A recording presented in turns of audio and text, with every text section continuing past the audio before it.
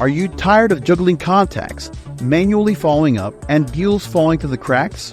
We can fix it so you never lose another lead, enabling 24/7 sales and support via an AI that learns your business. Ready to close more deals with less hassle? Get a free trial of our marketing automation at thebuzzcrm.com.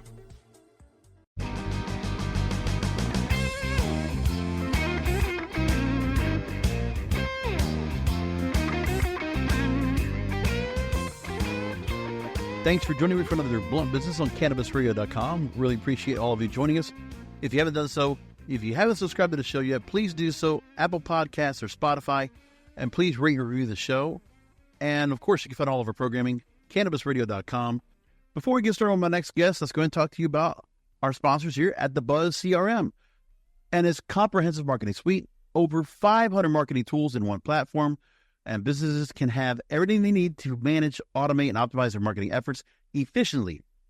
AI-powered marketing automation, omni-channel communication, conversational AI, smart workflows and customization, advanced analytics and reporting, all in one, The Buzz CRM. You can get your free trial right now, thebuzzcrm.com, thebuzzcrm.com. And welcome back to Grassroots Marketing here on CannabisRadio.com. Joining me right now, a company that we've actually had here off and on here on Grassroots Marketing going back to 2020, around the pandemic time. And my guest right now is the current CEO of said company we're going to feature today. He's a turnaround strategist with a track record of spotting operational deficiencies, executing action plans, repairing brand image, creating long-term customer satisfaction, bringing a cannabis company right now in the current economic climate to keep them revenue positive. Extremely important. Right now, I'm joined with the CEO of Ethos Cannabis, Gibran Washington. Thanks for being on with us, Gibran. Thank you so much, Rory, for having me. I appreciate the introduction, man. Hopefully I can live up to all the things you said. Well, you already have. I mean, the whole point is, it's quite a footprint so far, being brought in as a relatively new CEO into the space. About a year ago, you came in, and currently Ethos Cannabis operates in 3 states, Pennsylvania, Massachusetts, Ohio, 13 stores operational, and of course, growth in the near future. And you took the cannabis business executive, and when you talked to them, you actually told them this, quote, "I think the transition into cannabis for yourself was probably a little more natural than most executives for you, and that the journey started at a much earlier age and was probably socially acceptable, but around 10 years old. But you mentioned cannabis was always around. Parents were always able to adapt to consume cannabis, and they were allowing us to consume alcohol, which was something that they didn't think was a good substance to partake in, but cannabis was never presented in the same way. And for most people, it was always somewhat socially acceptable. And you mentioned it was just very relevant to what you do, and you gave a whole lot of background into your own personal story. Yeah. So the passion that you have to come into this space and transition in, did you think this was something that was ultimately going to happen, that you were going to find your way into cannabis some way, somehow, professionally? Professionally, and a couple of things. Well, first thing is I've been at Ethos now going on 2 years. So I started as the vice president, was able to kind of work my way through the ranks there. And within the first year, I became CEO. So it was a crazy first year to kind of go through. So I've kind of been in the space formally for about the past 2 years. Now, the journey in cannabis, I think professionally, I would have kind of ended up in cannabis. It was never something that, you wrote on the bulletin board and said, okay, I'm going to be in cannabis one day. It was something that I enjoyed as a pastime, as something to help me cope the different parts of different moments in my life. As a college athlete, I used it as a recovery mechanism. CBD was introduced to me earlier on in my space in cannabis. So it was always something for me that was a way of life. It wasn't a fad to me. It was something that kind of integrated to who I was. So it wasn't something to say, okay, like, hey, if you like alcohol, I'm going to work in the liquor business.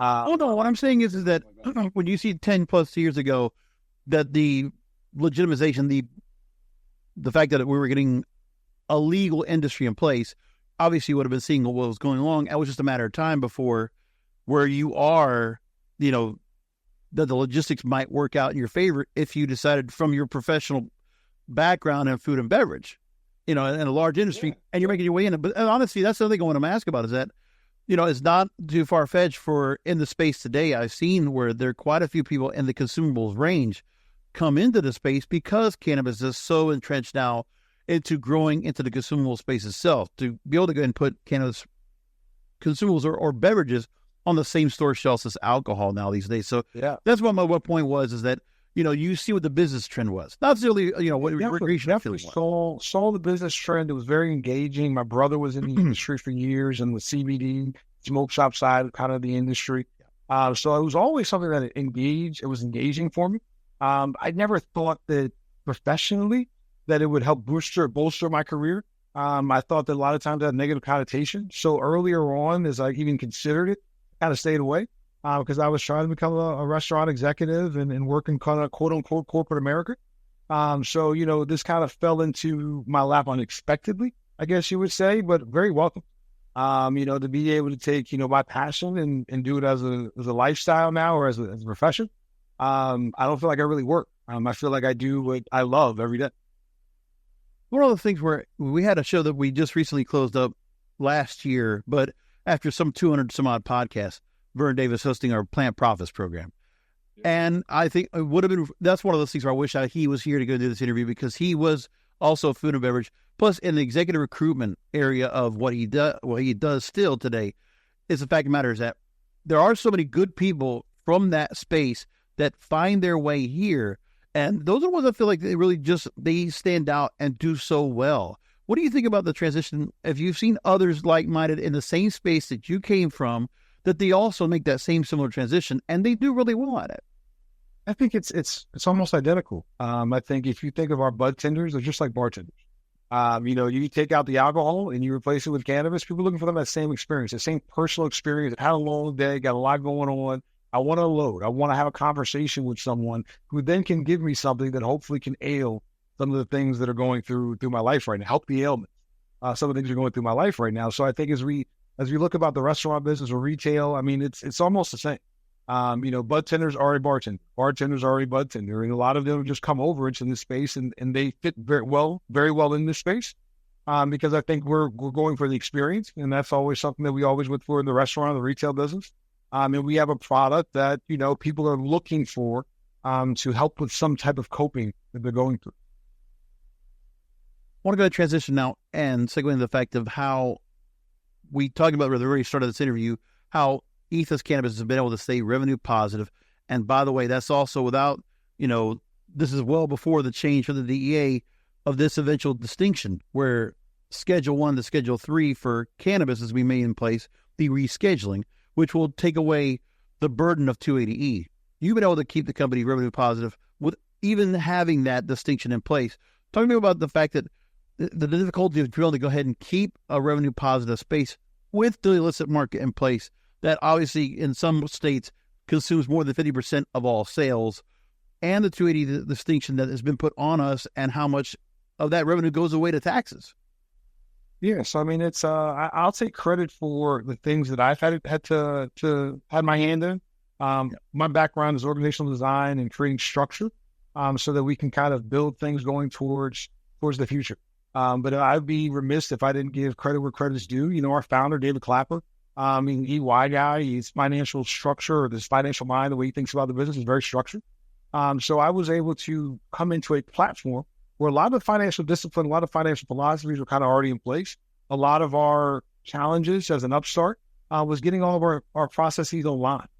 So I took on the organization that we were teetering right around break even or being cash flow positive, and I was able to kind of get everything online, put the structure in place, and create an organizational structure that allows us to repetitively, with all the headwinds and that we don't know is coming. Right now, we can say that we're cash flow positive.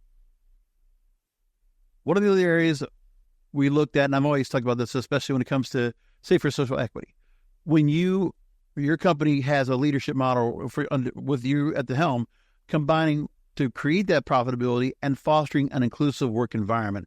So in that area, we hear, and obviously the cannabis industry wants to be at the forefront of diversity, equity, inclusion, but it is the area of where that pendulum swings. Is it more towards a performative end where somebody might say, we want to be fostering it, but, how much of a meritocracy is there? I mean, the people that are put in positions of influence or of leadership and how qualified they are, and it's not just because somebody's checking a few boxes. I just wanted to get where you are in the pendulum of that, being able to create that inclusive work environment.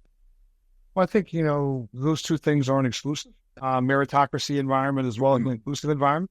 I think when we look at it on its face and we say, if we're really going to have an equitable space and we're going to put the best people in the best positions, then it has to be a diverse group. I don't think that we have done anything else very intentional besides hiring the best people for the best jobs.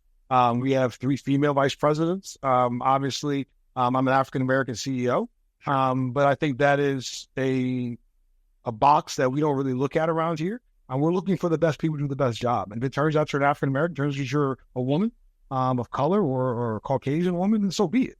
And we're going to put you in that position. We're not going to hold you back. We're going to give you every opportunity. I think when you look at other institutions or other industries, I think their biases come into play. And then that is why it's so important to have these DEI programs. But when you're in a culture like we've created, where the best wins out, regardless of what that looks like, you end up sometimes in situations the way we are, where we have a very diverse group. And the data will also tell you that, diverse organizations are more profitable. So, I don't think we go out and consciously say we're going to hire a Black CEO or hire a bunch of female vice presidents. We're going out to look for the best people. And if the best people do fall into some of those buckets that America tends to continuously talk about all the time, then so be it. But we're going to find the best people to do the best job, irregardless of your gender, your sexual orientation, or your race. Yeah. But it's basically like a colorblind approach. And really, if you don't even get to even see the person, you just see the works they've done, the experience they have, and what they bring to the table. And, I agree with that in that case because of the fact that if you just bring in the right people that you just feel like that fit the best, I mean, you are going to create an inclusive work environment. And that's the part where I think people just go ahead and think too hard on that or try to go ahead and play up to a certain, expectations that, even when you start putting into a point of trying to go and find the right people and then also trying to meet some kind of a public, image that some people think you're supposed to have in the cannabis space or wherever. That's the part where if you find the best people, eventually you're going to have the makeup of a company that you're going to feel really proud of having because you're not closing any doors. You're keeping doors open and you have, you're keeping yourself open-minded and available to anybody that can come in to contribute, that can contribute, and there's no barriers to entry except for the fact that, do you know what you're doing, and what can you do for us? Can you really help and benefit this company? Yeah, and I think that's the thing. I think all people get colorblind. I get a little tense when people say colorblind. I don't think we should be colorblind, because I think once you get these people in the organization, you do need to see them for who they are, to make sure that you're creating a comfortable environment for all of the different type of people that are in the room. I think a lot of the failures in DEI, and I don't want to go too deep down this rabbit hole, but some of the failures in DEI, I think, is we forgot that there was an I there, and inclusion means everybody. That doesn't mean excluding or blaming. Traditionally, what has happened in this scenario is the white guy, the white male, for their privilege. So I think in our environment, we want everyone to feel included. We see your whiteness, we see your maleness, we see your femininity. We see your sexual orientation. We respect it. We welcome it. And we want you to be your full, just like our flower. We want the full expression of yourself here at Ethos, whatever that looks like. And as a leader, it's my job to make sure my leaders understand that we're going to adapt to that and accept that, understand that before that we say that's not who we are and that's not who we are about. That has to be the approach, I think, in order for DEI to actually work. Everyone has to sit at the table. Everyone has to feel included. Everyone has to feel that they can speak up and feel included. And when it comes to DEI, I think if you want to have more companies that are going to incorporate that kind of those kind of values, the thing is that you got to look at where the social equity programs are coming in for every state, and legacy operators have to have a chance to have a seat at the table. That the way that the deviation of the lottery system, or how in New York the conditional adult use dispensary licenses are doled out, and that they, the people that get the chance to have those licenses, they're going to get a chance to go ahead and say, okay, we're going to find the business acumen. We're going to have the collateral, the resources, the money to be able to go ahead and sustain until we get to opening up cultivation, dispensary, and the whole like. And that's where I think it comes in. I think new companies are going to be able to come into space that can incorporate those values. And, within existing companies, you find, again, a model that really fits much like what you're giving as a role model, as an example that other companies could follow. Yeah, I think there's a lot of good intentioned people in this space and in all industries. I think, a lot of times it's easy in theory, it's hard in practice. So we're hoping that, what we do here can be used as a blueprint, not just on the inclusion space, but I think the medical research space and how we grow and where our genetics come from. I think as an organization, we want to be a model organization about how this 5-generational workforce should look like when you have a company. We should have all the different variations in our business that you would hope to see. So leading that change and leading that charge is a responsibility that I take on with pride and hopefully, continue to do a good job at it.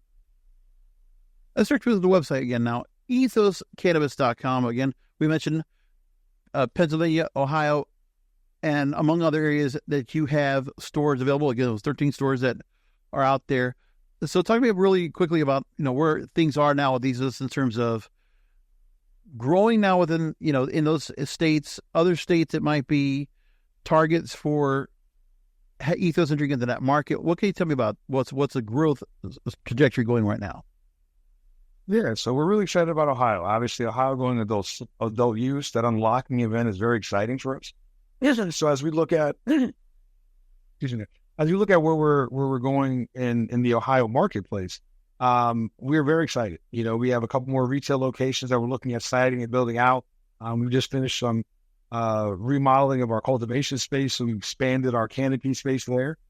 So it's a very exciting state, being the 7th largest state in the nation, for us to kind of really grow our footprint and really get our medical research arm out there and then really help educate the population in Ohio, as well as giving some of the best product we feel is in the Northeast. In Massachusetts, speaking to some of the social equity things you talked about in some of these states, we're hoping that to help the market, the legacy market survive. We're hoping that some of these social equity licenses will be opened up for us to help invest in, help to stand them up, and help increase some of our footprint in Massachusetts as well. That'd be a great opportunity for, I think, a lot of MSOs to invest in the industry. If we weren't paying so many taxes, we would love to be like a tier 1, tier 2 operator in other industries. And we would love to invest in the industry and be able to get tax credits for that. I think that is how you help save some of these industry partners who are suffering. If you incentivize the larger players to invest in them and you give them tax incentives to invest in them, we're a lot faster to helping someone bail out than a bureaucracy would ever be. And then in Pennsylvania, we're hoping that the governor there is going to get the legislator there to go recreational in the next year or two. And that will be a great opportunity for us because that's probably our largest footprint of the state, canopy as well as retail locations. So all 3 states we're really excited about. We're also going through some remodels and reimagining the space, putting more technology, more experiential elements to that space. So there's a lot of great things happening at Ethos. And then in Q3 and Q4, we're going to be launching some wellness products that are research-based because we were the first company in the country to partner with a research institution in cannabis. So a lot of the research we've been doing in this space as thought leaders, now we're starting to get enough information to be able to start cultivating with a purpose, as we say, and creating product lines that are scientifically backed. We can't say proven, but scientifically backed because obviously the FDA studies, all the other kind of things, they have to actually be done. But we have some more than what I would call anecdotal knowledge now about terpene profiles, THC percentages, and what type of dosage regimens are better for certain different types of ailments. So Ohio was about over 100 provisional adult use cannabis licenses have already been sent to dispensaries now. So they're all waiting to go ahead and get themselves started with adult use in the state. I want to ask about Pennsylvania, and I want to just preface this. I'm going to just say it like this, where we have a program now on Cannabis Radio called Planting Seeds with Senator Cerise Street, the state senator of Pennsylvania, who has a program now regularly with us. And you know what? We got to have you on that program. I would love to on there. So I hope Francesco, who's helped to set this interview with us, can help us make that possible because you got a lot of locations in Pennsylvania. Of course, we're waiting for Governor Josh Shapiro to go ahead and go through the law right now so that the bill that, of course, Senator Street is one of the frameworkers of that bill to get adult use into the state. Once that does happen, obviously we've talked a lot extensively about what it comes to, what it means for social equity in the state, what it means for the rollout, to understand what other states have done that works in a large scale for an urban area versus a smaller town area, that Pennsylvania has a whole lot of change, really very diverse sizes of cities and markets there are in there. I wanted to just get your take in terms of what the difference will be in terms of seeing recreational or adult use coming into the state, and what that means, the impact where you see it coming up for you and Ethos Cannabis being there as such an established market for you. I think that'll be huge for us as an organization, for us to get recreational cannabis use in Pennsylvania. Selfishly, I'm very excited to see what recreational looks like in Pennsylvania versus other states, because Pennsylvania has such a medical forward program. We have so many pharmacists already employed in our program. I think that Pennsylvania will become a model for what more states should do when you look at their recreational and medical combination. I think Pennsylvania will probably have one of the best programs in the country in terms of informed access to cannabis, instead of what I would call just the loosey-goosey approach that some of the states have kind of taken to the recreational side, and the medical side just kind of goes away. I'm really hoping that the medical component or the medical DNA that makes cannabis in Pennsylvania so unique, we hope that stays as the recreational comes in. And we think that marriage is probably what the industry needs overall as we try to make cannabis an appropriate place in society. We need the medicinal aspects so people can really understand this is not a party drug. This is something that will help you with a range of things, from sleep to anxiety to depression to, pains in your back to, cerebral palsy. And that's just the start as you look at some of this research. So we were really hoping that we don't get looked at as alcohol. We aren't a party drug. Those of us who use cannabis you don't usually take cannabis and get turned up. You usually have something with you if you're going out to the club or something like that. So we look at cannabis as a personal experience usually. And we hope that as Pennsylvania comes online, that we will be in the forefront of the nation in terms of the best dual program in the country. Right. Well, and think about the fact that with the legal industry and the people that have come into the space, like yourself, that have brought in a real, it's a testament to quality, to compliance, to creating the best products possible, and to helping the most people out there with various ailments and maladies that we already know for years. And now with the distinction of that DEA rescheduling, we're going to get more research. We're going to get more information that's going to prove positive that the benefits of cannabis overwhelmingly surpass. And of course, the Health and Human Services and those, as so many medical professionals now have already said it publicly. So the research will say more, that it will speak more for us as much as anything. And the continuous narrative that's been pushed on the public will be diminishing more and more every day. So I look forward to that. I think that's right. Go ahead. And I think, to that, I think, that is probably the most fulfilling part of being in cannabis, is seeing someone come in from, what we call, big pharma, with all the ailments, nothing is working. And they come in and we put them on a cannabis regimen. They come back the next week and they sing the praises of how their life is better, how they're not taking any more pills, how they're not using their cane after a month or two. You see a young child come in and, he has a tumor or going through leukemia. Actually, it was a couple of weeks ago. And the mother just being in complete distress of not knowing what to do with her child. And then getting them a dosage of an edible that takes them now back to their old self, eating again. These are the kind of anecdotal stories that once the research matches up to the anecdotal stories, this miracle plant, as we like to call it, is going to be powerful. We need to have this in more people's hands, and we don't have to smoke it. Everyone gets caught up in, smoking is bad, and I get it. I love the flower and I prefer to smoke it. But, that's not the only delivery method that you can take with cannabis then. So as we continue to research and really normalize it for more people, and monitor it and regulate it and test it, I think we'll be amazed at what this plant could do for so many people across this country. Agreed. Gibran Washington, CEO of Ethos Cannabis. Website is ethoscannabis.com. Make sure to go look. Again, you can find stores in Pennsylvania, Ohio. Hold on. Massachusetts. And Massachusetts. I do not want to go and leave them out as well. Really, thank you, Gibran. We'll definitely hear more from you, and we'll have you back on here on Cannabis Radio, hopefully in the very near future. Thank you for making time to talk to us. Really appreciate it. All right, thanks for having me on. I look forward to talking to you again soon. Stay tuned. We have more blunt business coming up after a short break. rolling into some sponsors, but we'll be right back with more Blunt Business. Welcome back to Blunt Business. Time to introduce our next guest.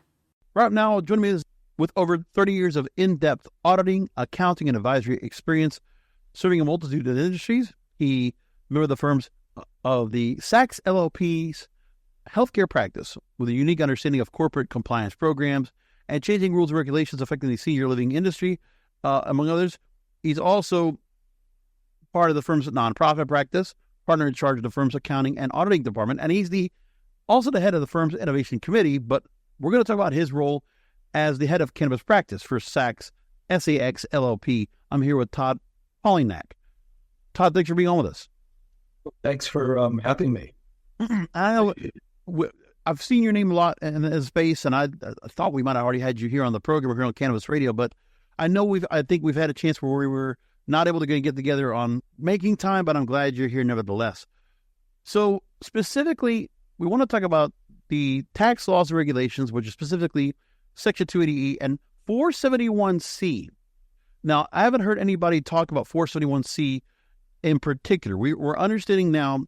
I want to make this point first off that, as we know with 280E, one of the things that we've been aware of ever since the beginning, that the Drug Enforcement Administration's proposal to reclassify or reschedule cannabis would come into play. And it would initiate the rulemaking process of the rescheduled cannabis aligning with the Health and Human Services recommendation. We all know about that. We know that the most immediate impact will be that Section 280 will no longer apply to plant-touching, state legal cannabis companies, and they will be able to take normal business tax deductions afforded to other industries. And the inability to take advantage of credits and deductions other than those for costs of goods sold has long been a barrier to profitability, and that the current accepted medical use of cannabis is recognized, research the potential of the plant should improve. But now, into the part about 280E. We already mentioned what 280E would have, now being removed from the process, does. What is 471C? Tell me about that, Todd. Okay, so let's back up one sec. Can I back up one sec? Sure. Would be to backing up. Let's talk about the rescheduling process. So, and then I'll talk specifically about 471C. So for 280E, the reason 280E applies to cannabis is because it's a Schedule I controlled substance, as well as heroin and also LSD. When you remove it from Schedule I and Schedule II and you move it down to Schedule III, that's why 280E no longer applies.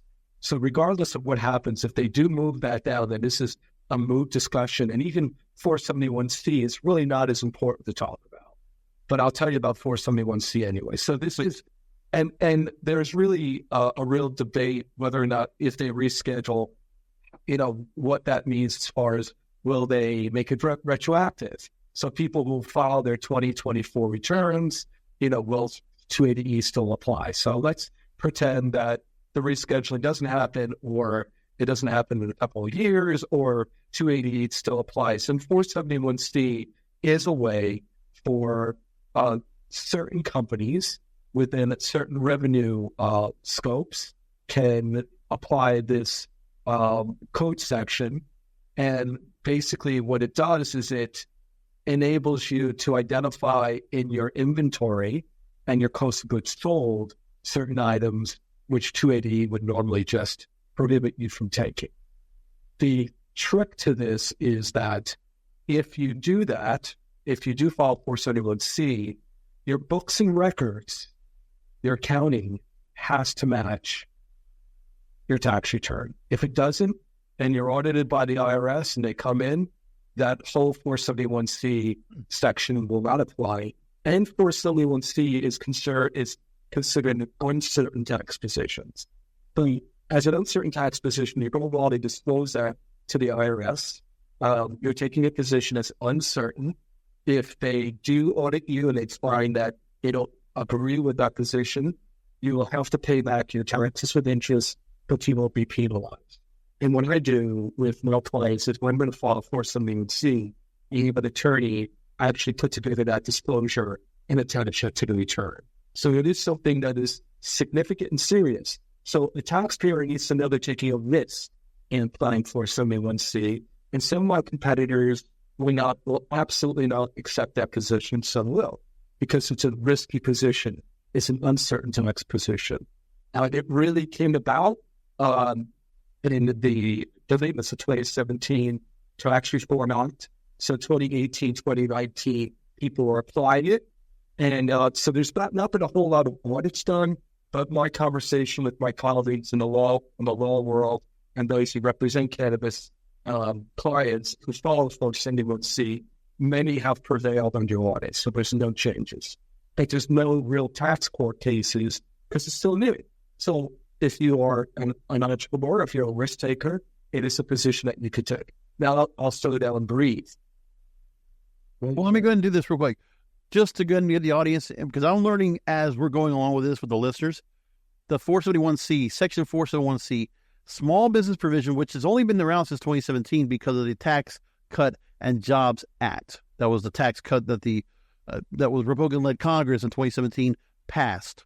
And providing an exemption for small businesses, those with gross receipts under $25 million, in determining an appropriate accounting method for the treatment of inventories and thereby the related costs of goods sold. Now, correct. One of the areas I want to ask you, because you had mentioned when we were getting this prepped, is that there were some other things need to be considered when it comes to being under without being any longer under the 280E requirement or responsibility, is that there was still some issues and confusion about if cannabis will be taken off the controlled substance list because of the fallout.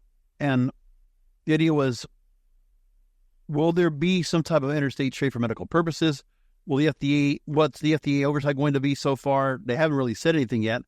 It's been like what the hemp bill is now, where the FDA never really gave guidance then. They haven't really given any real inroads that would give guidance now. But eventually, the FDA would be the governing body over cannabis once legalization comes in. That sounds like it's becoming pretty clear more and more we read about it. But there was also a part where you talk about how it will be taxed. Will there be an excise tax to make up for the removal of 280E? Talk to me about that. So you think of it this way. Have you ever known the government to take something away and not give something in return? I mean, come on. So let's be, I'm a realist. You know, right. The definition of my personality is I'm an entrepreneur, creative. I picked the accounting profession based upon the alphabet, but I'm a realist. So there's a few things let's talk about. First, number one, there's definitely going to be some way to make up for that enormous tax that cannabis companies are paying. And like, think of the alcohol industry, the tobacco industry, there's an excise tax attached to that. So if they take it away 280E, I believe, and I'm only projecting based upon my experience in life, what the IRS giveth and taketh away, it taketh away and giveth back. So I believe there will be some type of excise tax.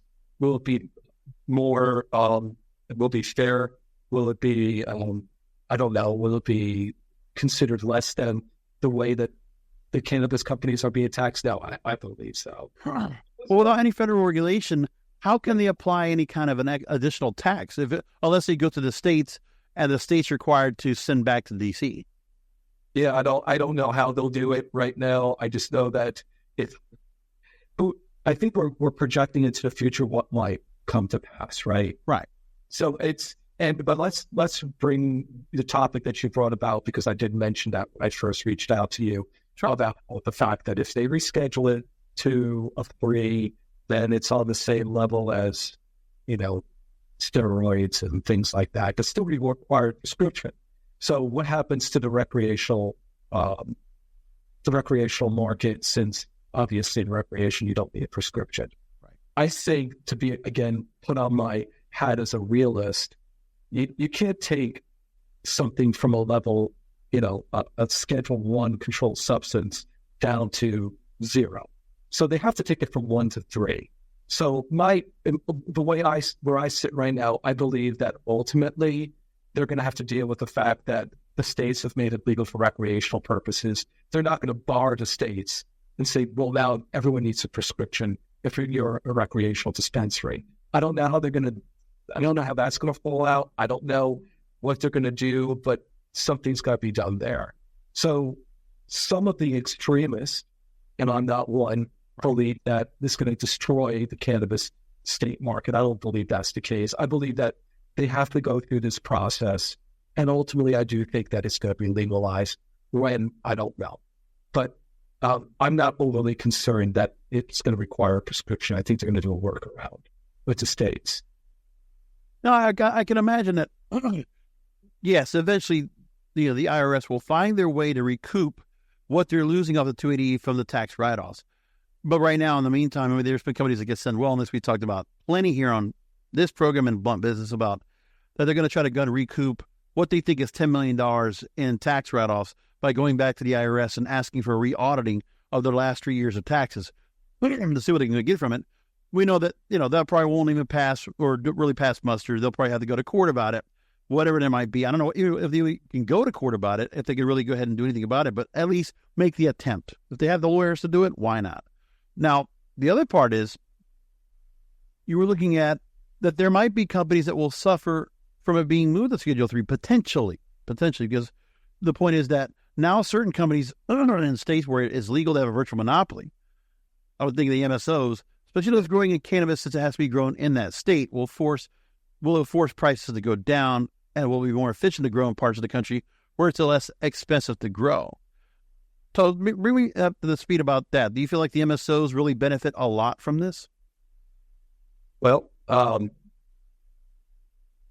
think all cannabis companies are going to benefit from 280E going away. The question is whether or not you're going to be able to do interstate commerce, right? You're going to be able to traffic across the states. And you do have some states already, even though it hasn't been passed, you have states already who are trying to form some type of cooperative to transfer goods between those states. So there's already a discussion about that. But if it becomes so that you don't have to grow the product or manufacture the product in the state, then I think the assumption is that it's going to be more cost effective to grow in other parts of the country. Look, I'm from New Jersey.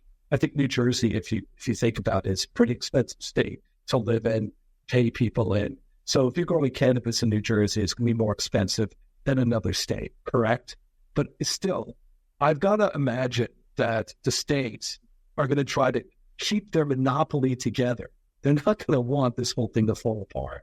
So there's going to be some type of struggle to keep it within the state. What that means, I don't know. But eventually it's going to bleed out. I mean, eventually you have a legal market that's across the whole country. It's going to be, supply versus demand. And if you're already big, like you said, the MSOs, you're going to benefit from the fact that you have a location in other states. But how long that's going to take, I don't know. Now, from what I've read, when it comes to 280E, that interstate commerce will still be prohibited under rescheduling. State legal businesses will continue operating as they have been under state regulations. But do you think there's some room for interstate commerce? I mean, I always thought about it where California, Oregon, Washington State, Nevada are all interconnected some way, somehow. That could be a regional plan that can be put in place. Is there anything that you can think of that would allow that to move forward? I know there's been bills, can't cite them from my memory, where there's been discussions between those states. So I think it's setting the models for the future, right? And or does it make the most sense? We need the West Coast. That I don't think it's going to make a whole lot of sense to cultivate on the East Coast, unless it's really a specific brand that's needed there. But it's going to be in the West Coast. Right. I mean, not anything where like it was a New York, New Jersey, Connecticut kind of deal. It wouldn't be anything like that either. Have you ever had a New York wine? Have you ever had a Connecticut wine or a New Jersey wine? Against the California wine, there's it's going to be totally different. Where the plant is grown, even though it's grown indoors, is going to have an impact on the plant. So I do think that it's going to possibly shift, but it's going to take some time. We've got all these states that have built these whole structures about everything being done in the state, and they're getting tax revenue from this. They're not going to just say, "Oh, yeah, come and take away all this revenue we're getting." Oh, right. I want to bring up one more thing before we wrap things up, and I'm taking this from the National Law Review. So there was one thing they call a practice point when they talked about Section 280E no longer applying if cannabis is rescheduled. They brought this point up. Taxpayers in cannabis should consider whether to file protective refund claims for past tax years before definitive guidance is issued. So taxpayers can file a protective refund claim, I guess what Ascend is trying to do, that is expressly contingent on a specified future event. The guidance from the Treasury to the effect that rescheduling is retroactive to open tax years prior to the change. The Supreme Court has endorsed protective refund claims to toll the statute of limitations, thereby protecting the taxpayer's right to claim the refund if a favorable event should occur. But taxpayers should keep in mind the IRS's view. Meritless protection refund claims can be made without reasonable cause, can be subject to substantial penalties under IRC Internal Revenue Code Section 6676. Therefore, when determining whether to file a protective refund claim, taxpayers should first consider consulting before learning the pros and cons. So tell me about that. Those penalties are going to be done from a meritless protective refund claim. So, I mean, again, and we're working with clients on this, by the way. So there are already protective claims that we're filing for clients. And obviously, it's, again, the whole issue of risk versus reward. How much risk do you want to take? My partner, Julio Jimenez, who leads my tax controversy practice, and he also is former IRS attorney representing the IRS in matters like this, would tell you that you are taking a risk, but it's a calculated risk. Because once you start filing protective claims, then the IRS may say, okay, well, we'll look at that, but then let's open up the year and take a look at the whole year. I think that's somewhat unlikely, unless you're being really egregious. That's all law firms, all attorneys say, give you like the bad news as well as the good. I think that for the most part, if you have a reason to file a protective claim, you should strongly consider it and talk to the professionals like myself and walk through the facts. Because here's the thing, why file a protective claim if it's not going to grant you that much potential revenue back? But if it's a sizable amount, then why would you not? In fact, as a CPA, if I don't advise clients of that, I might be practicing malpractice, right? Right. Because as soon as the statute passes, you can't go back and file those claims. Statute passes, it's done. Can't go back. So, and that's one of the things where I wanted to go ahead and bring that up so that we can now go ahead and loop things back to why it's more important than ever to go ahead and work with a team like Sax LLP and with people like yourself and Julio. So let's go ahead and go into the website itself, saxllp.com, saxllp.com. And Todd, if you want, just go ahead and really quickly talk to our listeners about how they should go ahead and work with your team and these kind of questions, when they raise them, what they should be prepared for if they're trying to go ahead and look at maybe something like this where they're looking to go ahead and get a protective refund and try to go ahead and work back on trying to get back taxes. So, I mean, the way that I usually work with my clients is first phone call, conversations. We usually do initial conversations. And I have my team, if we're talking about the tax refund side, my team of experts who walk through and say, okay, if 280 did not apply, what would the potential refund be? And what's the likelihood that by applying for these protective refunds, or even for applying for the refunds, that is going to open up something that we don't want the IRS to know about, which obviously you want to make sure your books and records are clean regardless. So it's a conversation. It's usually, we quickly can know within an hour of a conversation whether or not this makes sense. And, it's going to cost the file amended returns or these protective returns. Well, what's the reward for doing this? So, yeah, I don't know. Did that answer your question? I'm not quite sure. Just really, we're going to give the chance to prompt people to go ahead and go to your website and talk to you about working on this together. Oh, okay. So I don't see. How about we do this? We want to just go back to the start of that, because all I was doing basically was just kind of like I was prompting you to go ahead and plug. Okay, good. Let's go back. Well, if you want, just take 10 seconds and just start from there. I already asked the question. I'll just go and splice it after that. So we are happy to work with all different size cannabis companies Obviously, each one has a different way of approaching the whole tax issue. We're currently working with some of the larger MSOs and the smaller entities for 471C, as well as protective refund claims. And honestly, if any of your listeners called me with any question, I'd be happy to answer it. It would take about an hour of time to kind of flesh through whether or not there's anything here that's worth exploring for 280E or 471C or to protect the claims. And just, I'm a cannabis, this is my life. About 75% to 80% of my clients right now are in cannabis. My nickname in the industry is Todd Father. So I didn't give myself that name, but it's more because I care about the companies, I care about the people, just like a godfather cares about their god kids. That's kind of the way I treat my clients. That's pretty much a little bit about me. And I'm doing a podcast too, which I'd like to have you on, called Good Morning Cannabis.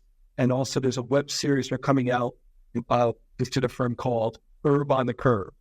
So that's going to be going to all the dispensaries, New Jersey and New York, and plugging those dispensaries, just like, diners, diamonds, and dives. So I figure if I throw that in too. Absolutely. No, that's wonderful. And I see you have quite a few guests you've had on, again, for some 50, almost 50 episodes right now of the program. And a lot of things we've had that we've gotten a chance to go speak with here on the program as well. That's great to go and hear that. Rise and shine with Good Morning Cannabis. You can also find that from the website at saxllp.com.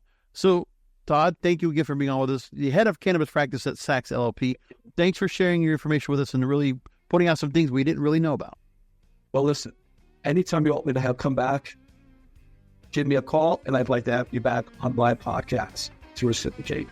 How's that? Hey, we'll love that. Thanks so much. Okay, take care.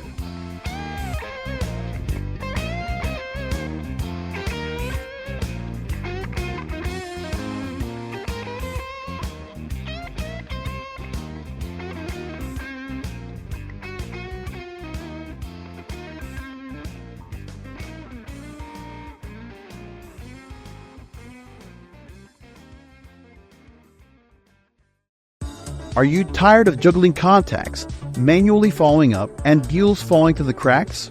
We can fix it so you never lose another lead, enabling 24/7 sales and support via an AI that learns your business. Ready to close more deals with less hassle? Get a free trial of our marketing automation at thebuzzcrm.com.